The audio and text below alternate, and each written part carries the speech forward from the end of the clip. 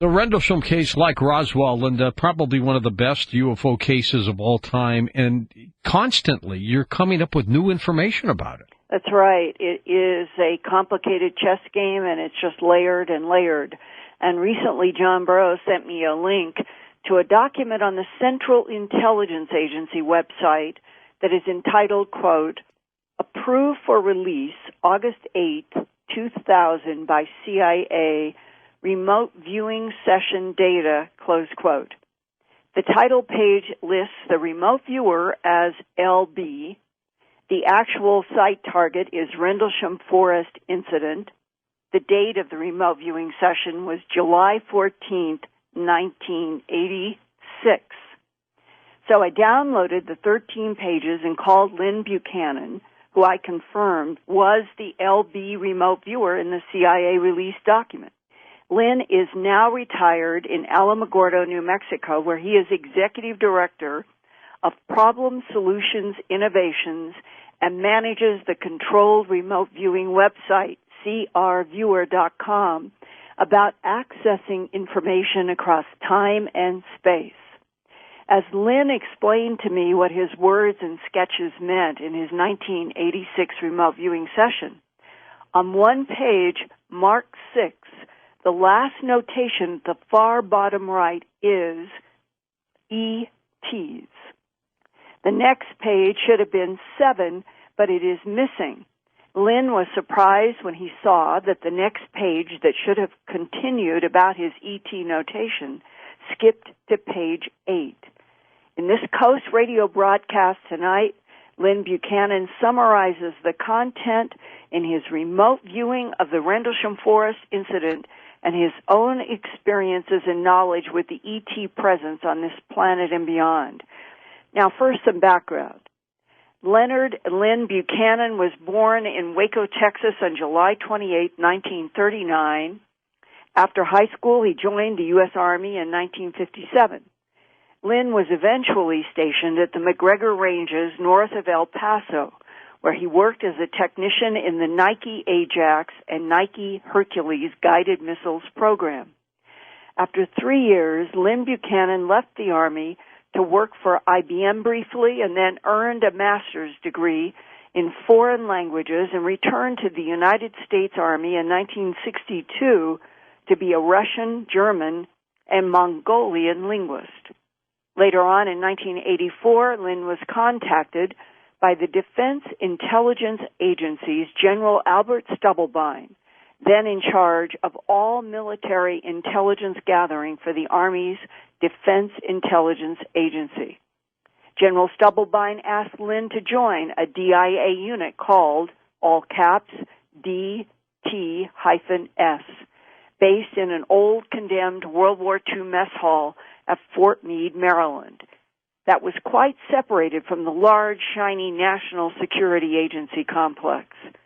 There, half a dozen talented men were testing their minds' abilities to access details about targets anywhere on Earth. When Lynn Buchanan went to work for DTS, the code word there was Stargate, and remote viewing had become operational to provide the DIA with intelligence collection. That meant controlled remote viewing was considered valuable enough to use in spy efforts. At that time, Lynn did not know anything about Rendlesham Forest or the black, glassy surface triangular craft that Staff Sergeant Jim Peniston sketched in his notebook in the early morning of December 26, 1980. At one point, Sergeant Peniston and Airman First Class John Burroughs were overcome by a great flash of white light from which came a black triangle about 9 feet long each side with a raised center about 6.5 feet high. Sergeant Peniston touched raised symbols at the front of the triangle, and his mind filled with binary code and telepathic communication that the craft was from time travelers far in the future with a serious genetic problem. Going back in time to Earth was their emergency mission to harvest fresh genetic material to use as Band-Aids to stay alive in that far future. Lynn Buchanan's controlled remote viewing of the Rendlesham Forest incident at Fort Meade on July 14, 1986, was 24 years before Sergeant Peniston ever publicly discussed his telepathic download with binary code. Here now from Alamogordo, New Mexico, are some recorded excerpts from my recent discussion with Lynn Buchanan about his remote viewing practice of the Rendlesham Forest incident. It's smooth feeling, it's rising, it's going up, and it's curving. And I mentally ran my hand across it, and I got a squeak sound, and I wrote AOL, which is analytic overlay, like greaseless skin on a banister, if you've ever heard that sound, as you go down steps and you have your hand squeaking on the banister. Anyway, on the next page is a sketch. This is a stage 3 sketch, and stage 3 you don't just describe, you sketch what you're seeing and then can feel around this and get impressions of what you have drawn. I have black on the outside, and that's where the black, round, shiny part is. And then, right below black, I have cutaway view to the inside. I just sort of cut away the top of this black, shiny thing and looked down inside.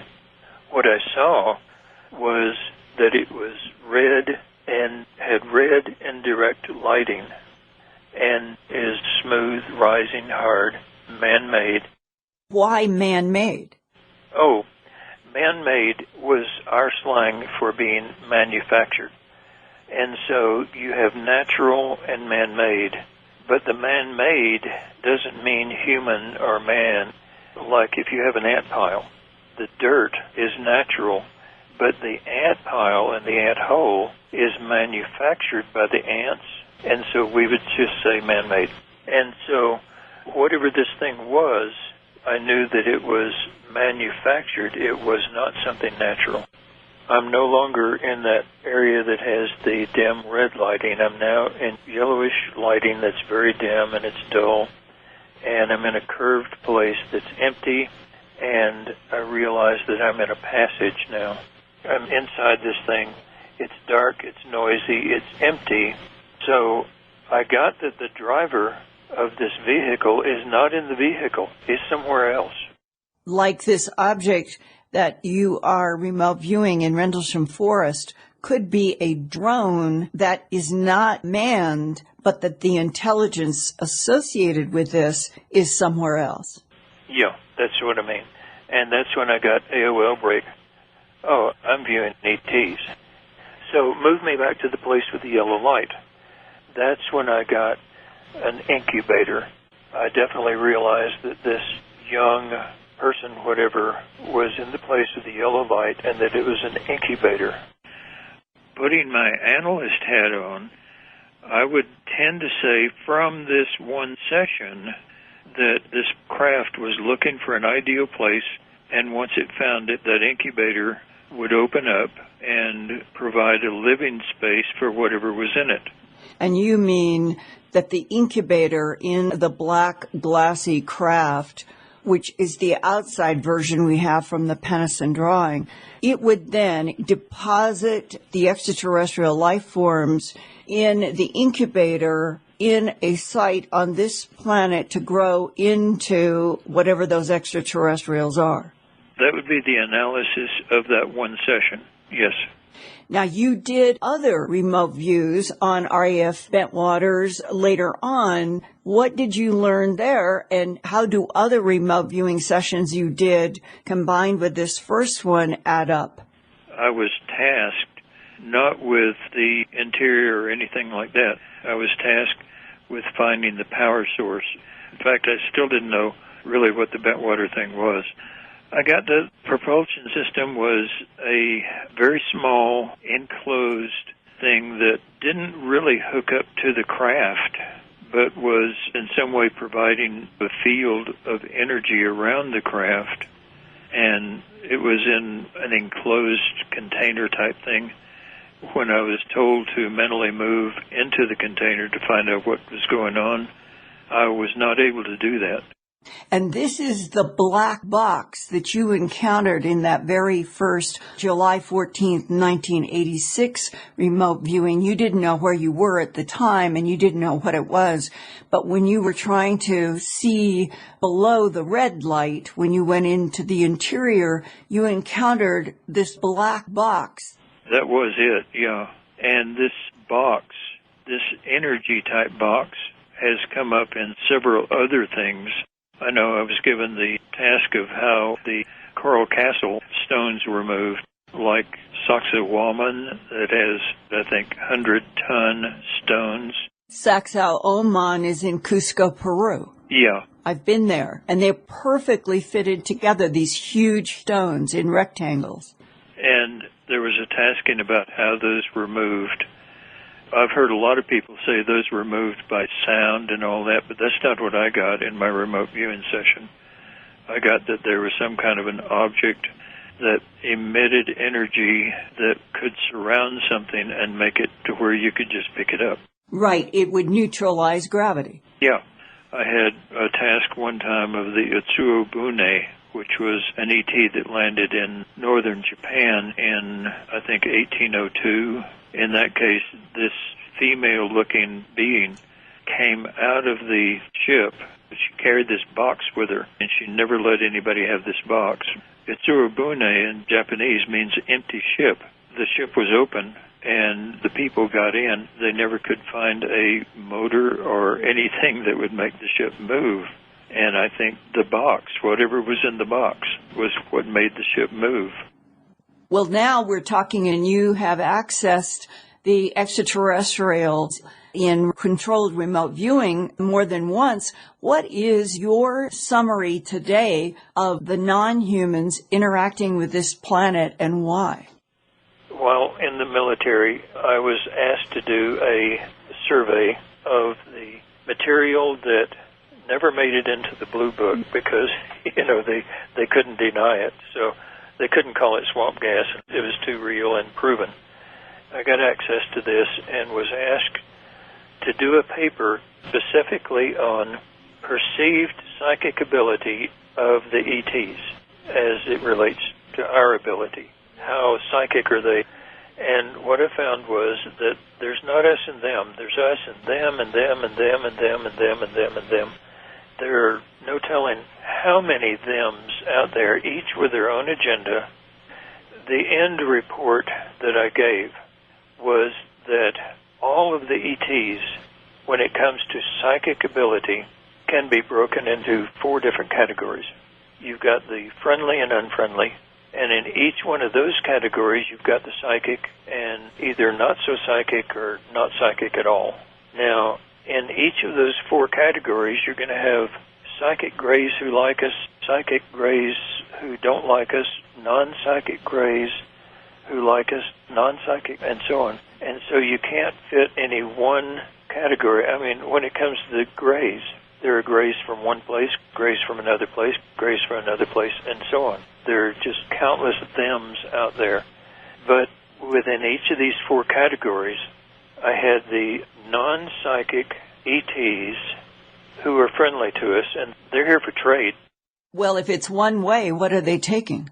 I happen to know the guy who's in charge of the technology transfer, and last time I saw him, he was kind of chuckling. He said, we're taking the stuff that they gave to us, improving it, and finding more uses for it, and making new stuff out of it, and now then they want that stuff, so they're trading us more stuff for what we improved that they gave us.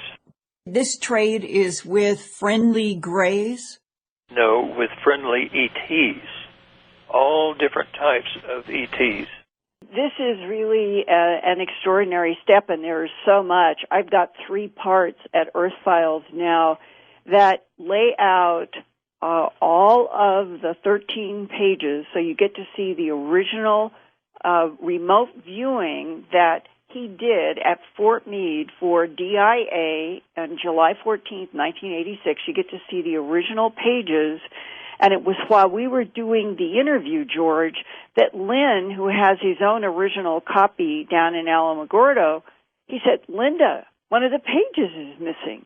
And the page that is missing is right after at the lower right of the corner, you can see it at Earth Files. You can look through the documents. It says E.T.S. And the next page would have been going on about ETs, and it is missing. And he did not know that till we did this interview. It'd be so interesting, and he doesn't remember specifically what was on that page, but as you continue to unfold, the idea that there would be advanced civilizations running up against genetic problems that has surfaced constantly over the last 30, 40 years, and that they would be sophisticated enough to have, let's say, triangular ships that are self-activating software, self-activating hardware, that could go out to various planets that they had already decided that there was enough water and enough light and enough everything, and that they were looking for territory in which to extend the life forms because on their own planets there was a problem. And that's what Jim Penniston allegedly got in 1980, and now Lynn did this remote viewing session, which we just all learned about for the very first time. Mm-hmm. And he's getting this impression of an incubator inside of this craft. Remember, Penniston, in all of the zeros and ones in the binary code, in addition to there was a notice. It was about this was an advanced exploration, and it had to do with pushing forward in the future, and there were things like that in the binary code. But there were also this list of several places on the planet in latitude, longitude. Now, talking with Lynn, it is possible that this was, whether time travelers or ETs, looking for a place on this planet where this craft could deposit whatever is in this incubator to begin extraterrestrial life on this planet and other planets. I asked Lynn for more details about the hostile psychic ETs after Lynn explained that he had first-hand knowledge from a confidential incident about non-humans working in classified black projects with this U.S. government. And Lynn has personal knowledge of friendly ETs who abducted him, he thinks, to harvest antibodies for an alien medical project. Here now with more information about the ETs in the hostile psychic category is Lynn Buchanan. The hostile psychics just want us dead, and I couldn't figure out why. What was their motivation? I was working for another unit completely that wanted an assessment of the psychic abilities of ETs, and I had found that they fit into these 4 different categories, and this one incident gave me the understanding of why the psychic ones want to help us and why the psychic unfriendlies want to just wipe us off. Okay, so the friendlies want to help us. Why? They have little range. Their ship comes in, they have to get right over you in order to mesmerize you, to abduct you, and freeze your mind. Why would they do that if they're friendly? Both the friendly and the unfriendly have to get right up on you. They have very little range, but they have very high psychic power. That's why their ship has to get right up over you. The friendly ones abduct us, too. Why do the friendlies? I know in my abduction, it was a medical group of ETs. But back to the paper. The reason is that our psychic ability is very weak, but we can see across the universe as easily as we can see across the room. In remote viewing, you mean? In remote viewing, yeah. Not only in remote viewing, but our natural psychic ability. That we have a bigger range than the extraterrestrials that are coming here and are naturally telepathic. That's right. They have stronger ability at close range. If they're not right over you, they don't have any psychic ability. Their range drops off immediately. If we develop our psychic ability to their strength and can see across the universe and across time, the friendly ones want to be on our side, and the unfriendly ones They want to prevent us from ever doing that, and so their answer is just kill us all, because we will be a force in the universe to be reckoned with if we have that ability and can see their plans ahead of time and space. If there are hostiles, you mentioned that we have some kind of weapon that we aim at the hostiles. Most people don't realize they've already seen it on TV. What? There was a video taken out of the window of manned space mission that we had where this light comes toward the Earth, and there's this beam that shoots across, and that light object turns around and zooms back out of the picture. You're saying we have a beam in video or photographs from the ISS? Yeah, it's been shown many, many times on TV. Why would humans have anything that would repel hostile extraterrestrials? Because we've met them and found out they're hostile. But how would we have technology that could repel something that is advanced beyond us? We're pretty advanced ourselves, and we have been making trades. So that some of the technology that we have is coming from friendly ETs that want to help us be able to repel the hostiles. Yeah, or that just want to make trades. You said that the hostiles get here by accident. What does that mean? The non-psychic hostiles. Remember, these are 4 categories of thousands of thems. The non-psychic hostiles don't come here because they don't like us. They don't want to deal with us. What would cause an accidental landing or encounter here on Earth? Well, they're not totally infallible. They punch in coordinates. They can punch in coordinates wrong, too. This was explained to me by the guy in charge of the technology transfer. We found out long ago that if you blow up something, it moves things. And so we developed internal combustion engines and jets and rockets. We're still just blowing something up. Many of them found out long ago that you can move things with magnets. So they look at us, and they see dials and gauges. So they're impressed with our technology as much as we're impressed with their technology. And like the guy said, many of the stuff that they're traded us, we have developed, and now we're trading back to them. Our ingenuity, our creativity is something that they see as being more advanced than they are. So what do you think was happening in Rendlesham Forest December 26 to 28, 1980? I have no idea. But analyzing this one session, it would appear that ship was, first of all, unmanned and was being driven by somebody somewhere else, and that it had an incubation device on it that would evidently, if it ever found the right place, would open that incubation device and would provide a new home for ETs. What if that did happen in Rendlesham Forest? Evidently it didn't, because the thing took off again. But if it had, then they would have, I guess, a bunch of baby ETs on their hands to deal with.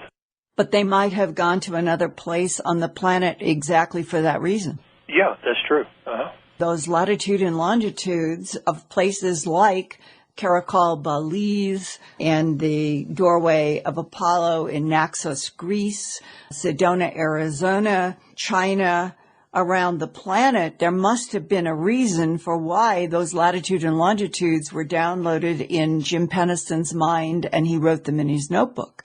And this is exactly why I say they were looking for a new place to live.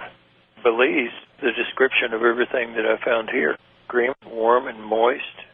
You've been doing a lot of controlled remote viewing after leaving the DIA operation. Do you have any impression of what is going to happen now going forward? Well, yeah, I had been asked several years ago to look at December the 21st, 2012, and I saw that it was just going to pass unnoticed, but that actually it was a tipping point. We could have affected our own future and the future of our planet before that point, but beyond that point, it was a tipping point. And after that, nothing we can do will change the climactic problems, will change the ET problems, will change anything. We're now just sort of on a downhill slide. I found that in 2050, 2050. That's right. We have a largely agrarian society with very few cities, and especially almost no large cities, and that the population is very greatly reduced. What would cause this?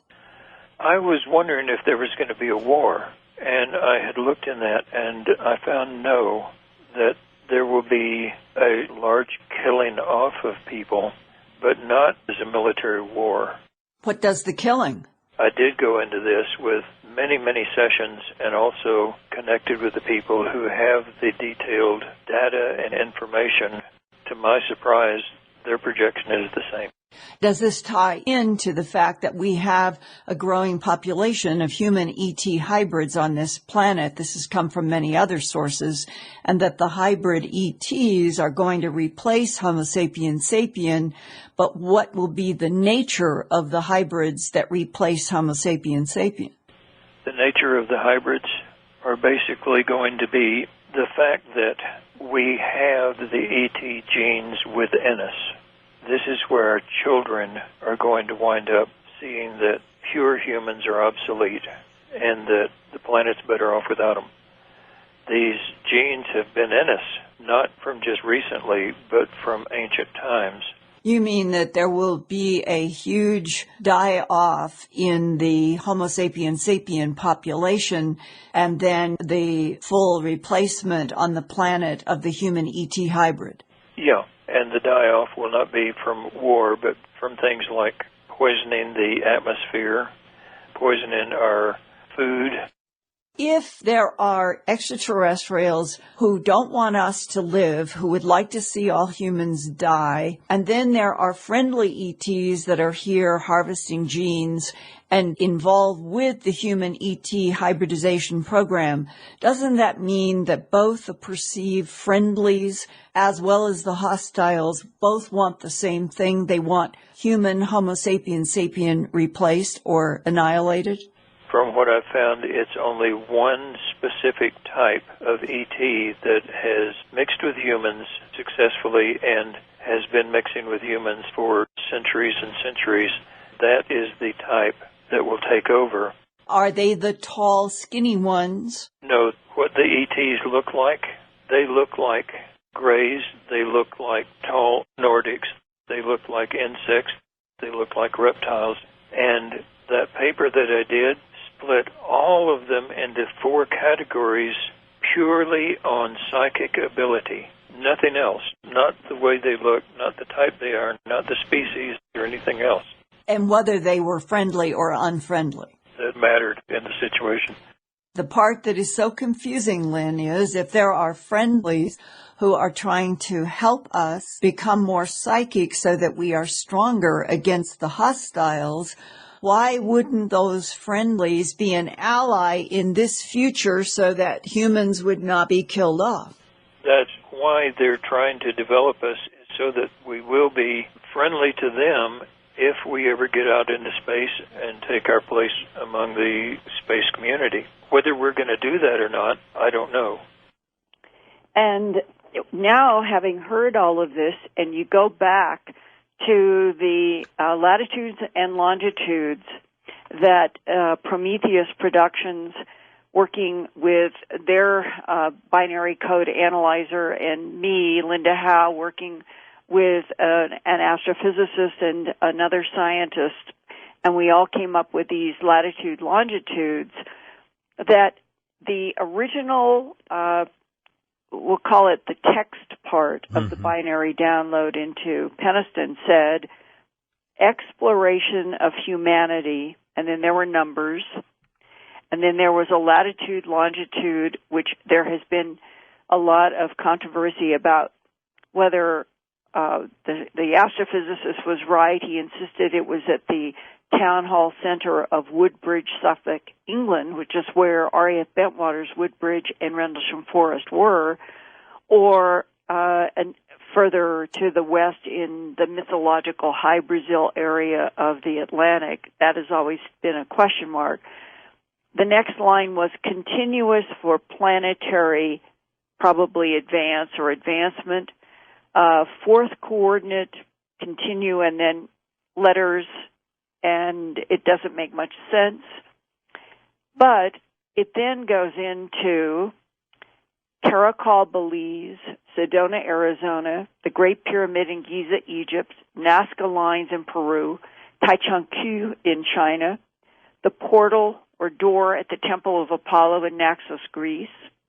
Then it says, eyes of your eyes, another latitude, longitude, and an origin year 8100, which no one has ever been able to make sense of. But that eyes of your eyes inside of, and remember, this is December 26, 1980, and the masseuse, the idea that we have been dealing with non-human intelligences who have health problems, exploring their own wars and all of that, and they have the ability in some way that is incomprehensible that they can transfer their consciousness essence into the human container and operate inside.